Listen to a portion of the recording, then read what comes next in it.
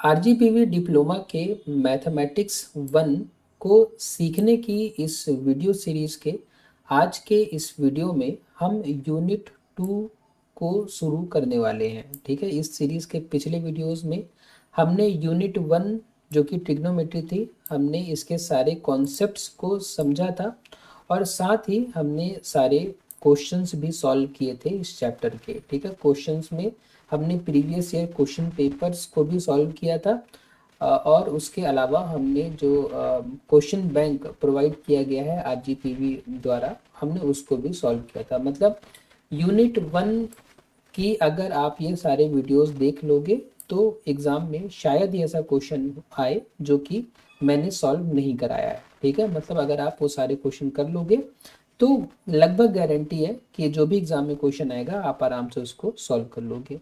तो यूनिट 1 ख़त्म करने के बाद, अच्छे से उसके प्रैक्टिस करने के बाद, अब बारी है यूनिट 2 की। यूनिट 2 का नाम है डिफरेंशियल कैलकुलस। और डिफरेंशियल कैलकुलस में जो पहला टॉपिक हमें पढ़ना है वो है फंक्शन के बारे में। लेकिन फंक्शन को पढ़ने से पहले हम कुछ प्री रिक्विजिट्स हैं उनको समझ लेते हैं। मतलब कि अगर आपको फंक्शन को अच्छे से समझना है तो आपको पता होना चाहिए कि वेरिएबल्स क्या होते हैं, आपको पता होना चाहिए कि एल्जेब्रिक एक्सप्रेशंस क्या होते हैं, आपको पता होना चाहिए कि इक्वेशंस क्या होते हैं, आपको पता होना चाहिए कि रिलेशंस क्या होते हैं। उस वो सब चीज़ें जब आपको पता चल जाएंगी तब आप फंक्शन जब पढ़ेंगे इन सब के बाद तो आपको फंक्शंस ज़्यादा अच्छे से समझ में आएगा। तो मेरी इस वीडियो सीरीज़ में कोशिश यही है कि अगर आपका बेसिक्स थोड़ा वीक है और आप मैथमेटिक्स को बहुत अच्छे से पढ़ना चाहते हैं तो हम बहुत धीरे धीरे बहुत आराम से समझ समझ के मैथमेटिक्स इस वीडियो सीरीज में पढ़ रहे हैं। तो फंक्शंस पे हम पहुंचेंगे, फंक्शंस तो हम पढ़ेंगे ही, लेकिन फंक्शंस को समझने के लिए जो पहले हमें टॉपिक्स को समझने की आवश्यकता है हम वहाँ से शुरुआत करेंगे। तो आज के इस वीडियो में हम समझेंगे सबसे पहले कि वेरिएबल क्या होता है। ठीक, नेक्स्ट वीडियो में हम कांस्टेंट्स के बारे में पढ़ेंगे, उसके बाद हम अलजेब्रिक एक्सप्रेशंस के बारे में पढ़ेंगे। ऐसे करते करते हम पहुंचेंगे फंक्शंस तक। ठीक है, तो चलिए शुरुआत करते हैं आज के इस वीडियो की। और हम सबसे पहले समझते हैं आज के इस वीडियो में कि वेरिएबल्स क्या होते हैं। अब देखिए, वेरिएबल की डेफिनेशन अगर हम देखें तो वेरिएबल वह राशि या क्वांटिटी है जिसका मान या वैल्यू समय, स्थान या परिस्थितियों के अनुसार बदल सकता है। ठीक है, तो वेरिएबल क्या है? वेरिएबल एक क्वांटिटी है जो कि कब बदल सकती है, जिसकी जो वैल्यू है, जो वेरिएबल जो क्वांटिटी है उसकी जो वैल्यू है वो समय, स्थान या परिस्थितियों के अनुसार बदल सकती है। मतलब एक ऐसी क्वांटिटी जो कि बदल सके, हम उसे क्या कहते हैं? वेरिएबल कहते हैं। वेरिएबल को सामान्यतः एक्स, वाई, जेड, ए, बी आदि अक्षरों द्वारा दर्शाया जाता है। तो वेरिएबल जब हम रिप्रेजेंट करते हैं तो हम एक्स, वाई, जेड, ए, बी और इसके अलावा भी बहुत सारे अल्फ़ाबेट हैं, हम उनका उपयोग करते हैं। कैलकुलस, अलजेब्रा और कोऑर्डिनेट ज्योमेट्री को समझने के लिए वेरिएबल सबसे महत्वपूर्ण अवधारणा है। मतलब अगर आप वेरिएबल्स का कॉन्सेप्ट समझ पाएंगे उसके बाद ही आप कैलकुलस, अलजेब्रा और कोऑर्डिनेट ज्योमेट्री अच्छे से समझ पाएंगे।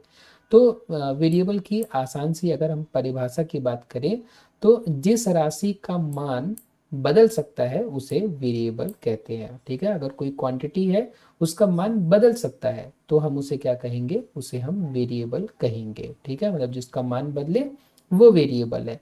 जैसे हम एग्जाम्पल की बात करें तो तापमान, तापमान यानी कि टेम्परेचर।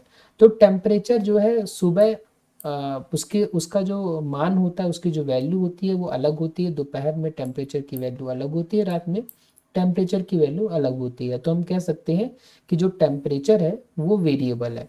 उसी तरीके से किसी की एज है वो भी वेरिएबल है। अभी कोई 18 साल का है तो नेक्स्ट ईयर वो 19 साल का हो जाएगा, उसके बाद वो 20 साल का हो जाएगा। तो आयु भी क्या है? वेरिएबल है। उसी तरीके से किसी वाहन की गति जो कि 35 किलोमीटर पर आवर है, फिर 80 किलोमीटर पर आवर है, किसी भी वाहन की गति बदलती रहती है, तो वाहन की गति भी क्या है? वेरिएबल है।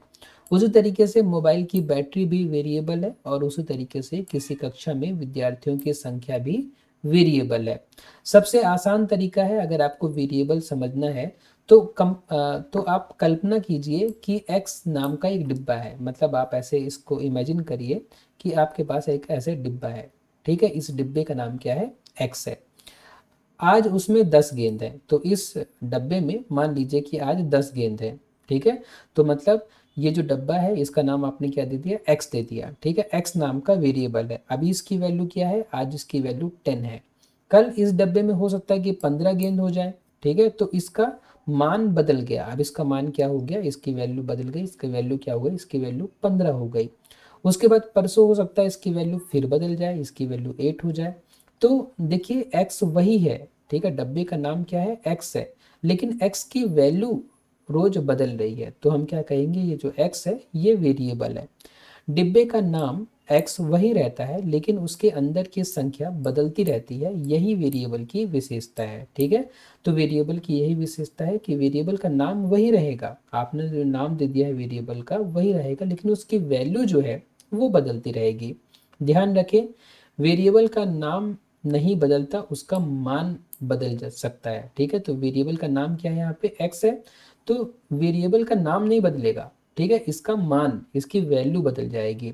वेरिएबल का मान हर समय बदलना आवश्यक नहीं है, ठीक है। जरूरी नहीं है कि वेरिएबल का मान हर समय बदलता रहे, केवल बदलने की संभावना होना पर्याप्त है, ठीक है। अगर आपके पास एक वेरिएबल है z, इसकी वैल्यू 10 है, तो आप ये मत सोचो कि z की वैल्यू हमेशा हर घंटे या हर मिनट या हर दिन बदलती रहे तभी ये वेरिएबल है। अगर इस वैल्यू के बदलने की संभावना है कभी भी, ठीक है, कभी भी इस वैल्यू के बदलने की संभावना है, तो ये हम इसे हम क्या कहेंगे? वेरिएबल कहेंगे, ठीक है। हर अक्षर वेरिएबल नहीं होता, कभी कभी वह कांस्टेंट भी हो सकता है, ठीक है। तो अगर हमने कोई अक्षर लिखा, जैसे हमने लिखा सी, ठीक है, तो जरूरी नहीं है कि ये वेरिएबल ही हो, जरूरी नहीं है ये वेरिएबल हो, ठीक है। हमने कह दिया कि सी की वैल्यू मान लीजिए कि 5 है, और हमने बोल दिया कि सी की वैल्यू 5 है, लेकिन सी की वैल्यू बदल नहीं सकती, सी की वैल्यू बदल नहीं सकती, तो ये कांस्टेंट हो जाएगा, ठीक है। तो ऐसा नहीं है कि हमने कोई भी अक्षर में कोई वैल्यू रख दी तो अब वो वेरिएबल हो गया, ठीक है। उसके साथ एक कंडीशन भी है। कंडीशन क्या है? कि इसकी वैल्यू कभी बदल सकती है कि नहीं। अगर वैल्यू बदल सकती है तो ये वेरिएबल है, अगर वैल्यू नहीं बदल सकती तो वो कांस्टेंट है। कांस्टेंट के बारे में हम और डिटेल में पढ़ेंगे नेक्स्ट वीडियो में। फिलहाल आप इतना समझ लीजिए कि जिसकी वैल्यू बदल सकती है वेरिएबल, जिसकी वैल्यू नहीं बदल सकती है वो कांस्टेंट। एग्जाम्पल के लिए जैसे एज है वेरिएबल है, तापमान वेरिएबल है, वाहन की गति वेरिएबल है, मोबाइल की बैटरी वेरिएबल है, सप्ताह में दिनों की संख्या ये वेरिएबल नहीं है, क्योंकि एक सप्ताह में कितने दिन होंगे वो कई सालों पहले भी उतने थे, आज भी उतने हैं, और कई सालों बाद भी उतने रहेंगे, ठीक है। मतलब सप्ताह में दिनों की संख्या नहीं बदलेगी, इसलिए ये वेरिएबल नहीं है। वैसे ही 100 रुपए के नोट का जो मूल्य है वो नहीं बदलेगा, ठीक है। 100 रुपए का जो नोट का मूल्य है वो वही रहेगा, 100 रुपए का नोट 100 रुपए का नोट ही रहेगा, इसलिए ये भी क्या है? वेरिएबल नहीं है। याद रखने की ट्रिक है, जो बदल सकता है वह वेरिएबल है, जो हमेशा समान रहता है वह कांस्टेंट है, ठीक है। तो आज के इस वीडियो में हमने क्या समझा? आज के इस वीडियो में हमने समझा कि वेरिएबल वह राशि है जिसका मान बदल सकता है। इसे एक्स वाई जेड आदि अक्षरों से दर्शाया जाता है। किसको? वेरिएबल को। तापमान, आयु, गति और बैटरी प्रतिशत इसके सामान्य उदाहरण है। किसके? वेरिएबल के। कैलकुलस सीखने का पहला कदम वेरिएबल को समझना ही है, ठीक है। तो आज हमने इस बहुत ही आसान, बहुत ही छोटे वीडियो से हमने समझा कि वेरिएबल क्या होता है। नेक्स्ट वीडियो में हम ऐसे ही छोटा सा वीडियो बनाएंगे और उसमें समझेंगे कांस्टेंट क्या होता है।